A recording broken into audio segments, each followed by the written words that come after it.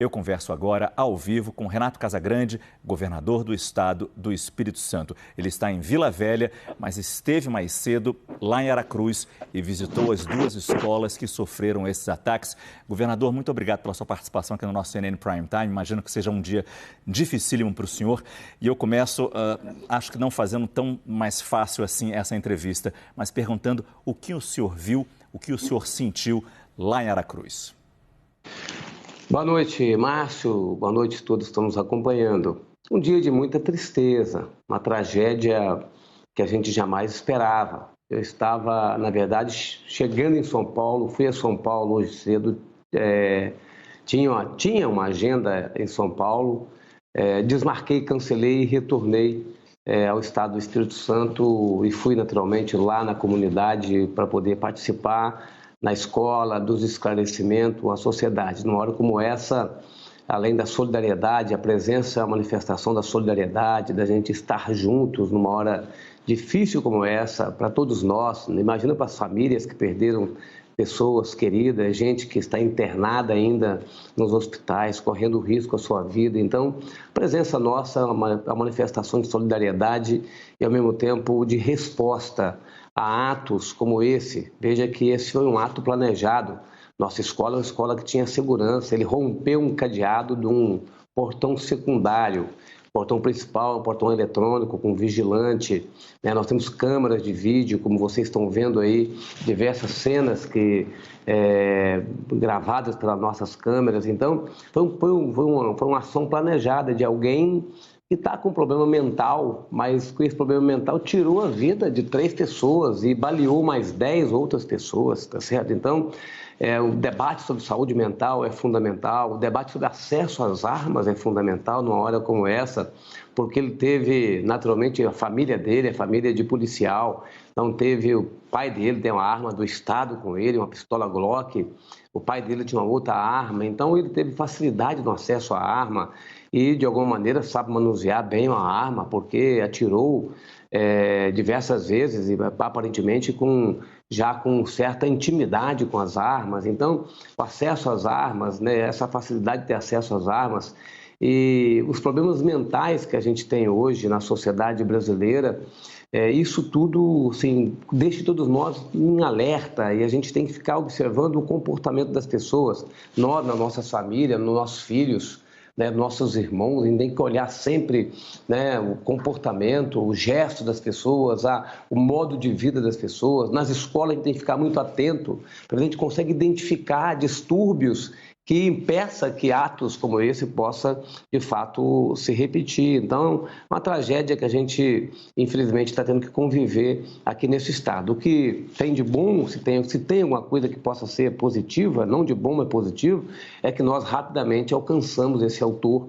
Nós temos aqui um cerco inteligente, que são câmeras de vídeo que estão instaladas no estado todo, que está ligada a uma plataforma de inteligência artificial. Então, com a característica do carro, a gente conseguiu identificar logo onde estava esse carro e onde estava esse autor. Explica para a gente, governador, como é que foi essa ação? Ele chegou sozinho, agora você está falando que ele chegou de carro e ele entrou na escola sozinho, depois ele fugiu nesse mesmo carro. Qual teria sido essa ação desse jovem de 16 anos, aluno da escola estadual, que foi a primeira a ser atacada? Ele, na verdade, é ex-aluno, viu, Márcio? Ele, no mês de junho, ele se desligou da escola. Na ficha dele lá da escola, a ficha escolar dele, ele tem uma transferência, não diz para qual escola, mas tem a anuência da mãe dele. Ele é de menor, não tem a anuência da mãe dele na transferência ou na saída dele da escola. Então, ele foi aluno da escola Primo Biti, não era e não é mais aluno da escola. Então, como aconteceu? Ele, pouco depois das 9 horas da manhã, ele chegou na escola, chegou de carro, não tentou acessar a escola pelo portão principal, que é um portão que tem vigilante e, como eu disse, é um portão eletrônico, um sistema eletrônico, mas ele já chegou na porta, no portão secundário, atrás da escola, e ele rompeu esse cadeado, usou alguma ferramenta, né, para romper esse cadeado, rompeu o cadeado, e ele teve acesso a 20 metros desse portão secundário, é a sala dos professores. Um pouco mais de 9 horas, era a hora do recreio dos alunos.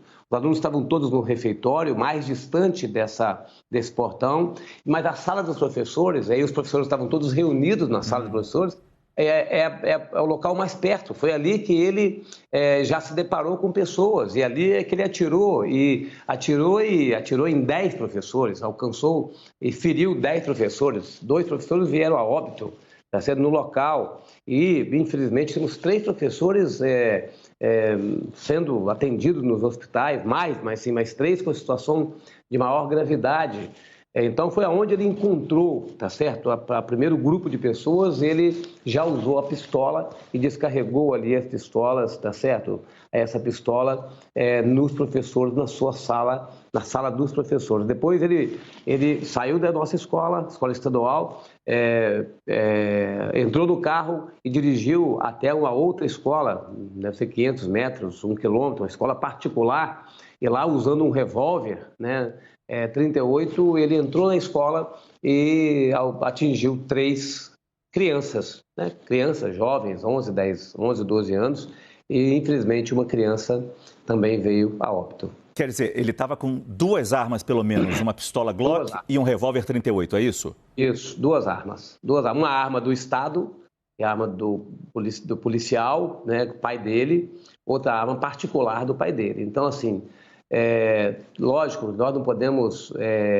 analisar um fato, esse fato pura e simplesmente de forma simplista, mas é muito importante que a gente tome cuidado com relação ao acesso às armas, a disponibilidade de arma fácil nas mãos das pessoas. Tá certo? Veja que o Brasil, nesses últimos 4 anos, né, o Brasil flexibilizou muito o acesso às armas. Então, cada cidadão, não é o caso desse específico, esse pai é um policial, né, mas assim, aproveitando o caso, porque acho que todo caso é uma tragédia, é uma tristeza, mas tem que servir de alguma base para o debate, tá certo? Assim, é preciso que a sociedade brasileira discuta a questão do acesso às armas, né? É preciso, porque o acesso às armas, né, numa sociedade que uma parte da sociedade tem problemas de distúrbios mentais, é um risco, e o acesso às armas para onde você tem grupos criminosos organizados, tá certo? É disponibilidade de arma para grupos criminosos. Então, assim, é preciso discutir. Acho que as pessoas podem ter o porte de arma para poder se proteger quando mora em algum local que precisa de proteção, mas é preciso ter muito cuidado para que isso não seja uma arma alcançada por quem não sabe manusear uma arma de fogo. Agora, eu imagino que a polícia já tenha ouvido o pai desse menino, desse jovem de 16 anos, ex-aluno da primeira escola atacada, policial militar, pelo que eu entendi o senhor falar, e também deve ter ouvido esse rapaz. Alguma explicação, algum motivo para esse ataque? Até agora não. Não sabemos se a investigação levará, porque como ele usava, por exemplo, uma roupa camuflada e usava o símbolo da suástica, tá certo? Pode ser que ele tenha algum vínculo com algum grupo neofascista, neonazista, tá certo? Do mundo, do Brasil. Então, de vez, alguns casos como este, as pessoas têm ligação com esses grupos. Então, mas só a investigação. Como o fato aconteceu hoje, né, e a gente está ainda fazendo o início da apuração, não tem na palavra do pai, na palavra do autor, não tem uma razão objetiva, racional, tá certo? Ainda não está identificado isso. A gente sabe o trauma enorme que pode ficar na cabeça dos sobreviventes, de quem estava na escola no momento desse ataque. Qual vai ser o trabalho a ser feito pela Secretaria de Educação, pelo governo do Estado, nos dias seguintes, a partir de amanhã, governador? Nós já temos montado na Secretaria de Educação uma equipe, um grupo de apoio psicológico, emocional, pelos diversos fatos que acontecem em sala de aula. Esse fato é um fato, né, uma tragédia, mas todos os dias você tem algum fato que exija um acompanhamento. Nós temos, então nós vamos fortalecer esse trabalho, especialmente nessa escola. Essa escola agora, neste final de semana, hoje, amanhã e domingo, o secretário de Educação vai discutir com a nossa equipe o que será essa escola na próxima semana. Acho que não teremos uma aula logo no início da semana, nós vamos ter que fazer um trabalho de apoio emocional a essa comunidade escolar antes da gente retomar as aulas com uma certa normalidade lá nessa escola. Renato Casagrande, governador do Espírito Santo, muito obrigado pela sua entrevista aqui no nosso CNN Prime Time. Aceite o nosso desejo de força, claro, que se estenda a todos os parentes, todas as famílias aí no Espírito Santo. Muito obrigado e boa noite. Obrigado, boa noite.